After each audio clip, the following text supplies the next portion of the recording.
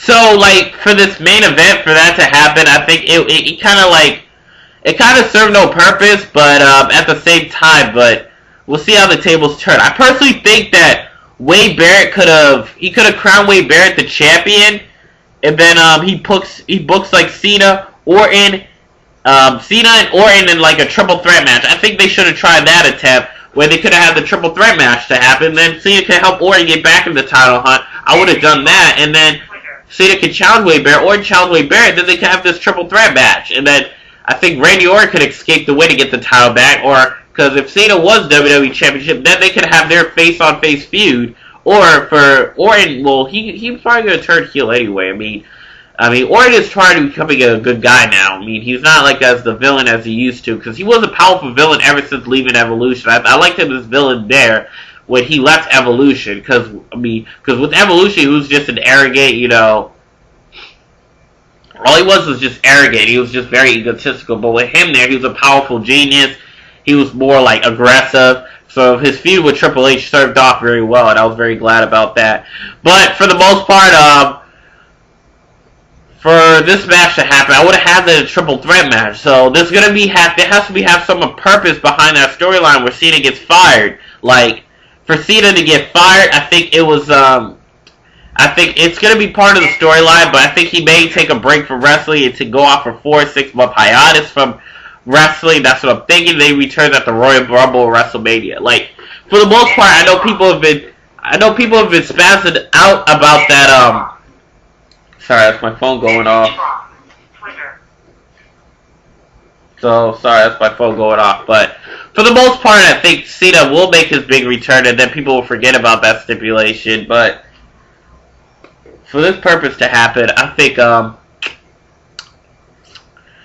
think Cena may work his way around this whole fire stipulation, or GM may reward him and not fire him because he did call the match fairly down the middle and not do any type of conning tactics like, oh, he didn't see the foot on the rope, he still crowns Barrett. So I think they would have did a better job for Cena to be free from Nexus. I mean, he could have did a lot more for being free from Nexus. So there has to be a purpose of this firing storyline. This may be based on real life or something like that, but there has to be more behind it. So Monday Night Raw, I'm hoping Monday Night Raw gives me tons of surprises on that's just gonna blow me away. Like they're gonna blow me away. Like they're gonna do a big surprise. Like, oh, Cena doesn't get fired. But I'm hoping they're gonna try and do something different after this. Because I think this, to be very honest, I think it would have served no purpose for them to like call off that stipulation and then Wade Barrett flips the script. Like the stipulation was just hammered down. So it's the same thing with Teddy Long and Drew McIntyre. That he's gonna fire Teddy Long, but it turned out Teddy Long flipped the script on Drew McIntyre. So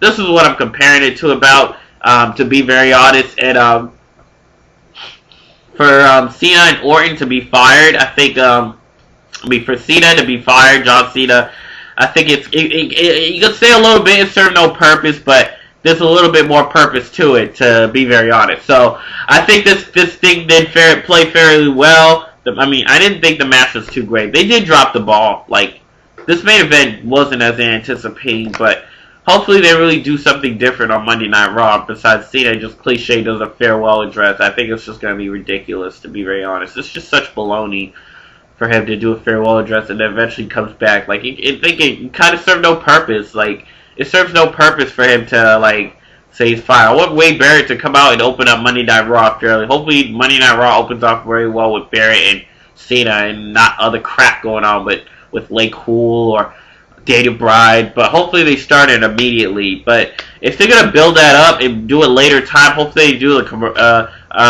promo before commercials where, oh, Wade Barrett's going to call out John Cena and fire Orton. I think they could start it from there. So that's what the purpose made.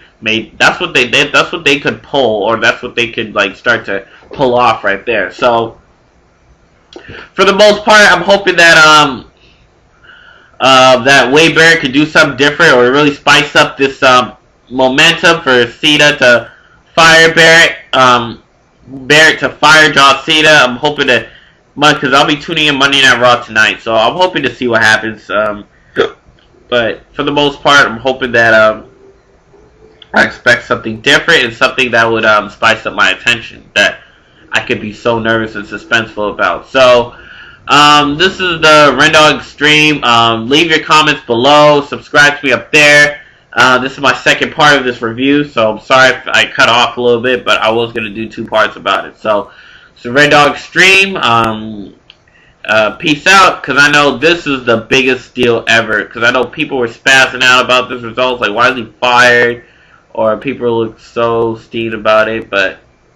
Or some people were like, there's been mixed emotions. Like, people were into it, they build up the storyline very well. But I personally hope that it really could carry it on to Monday Night Raw if they're going to do something like this. Like, that's just my purpose of it. So, like I said, this match is 7 stars out of 10. It looked too one-sided, and I think they could have built more different. And then for Cena to push Barry to RKO, it looked very ridiculous. So, that's my review. Peace out.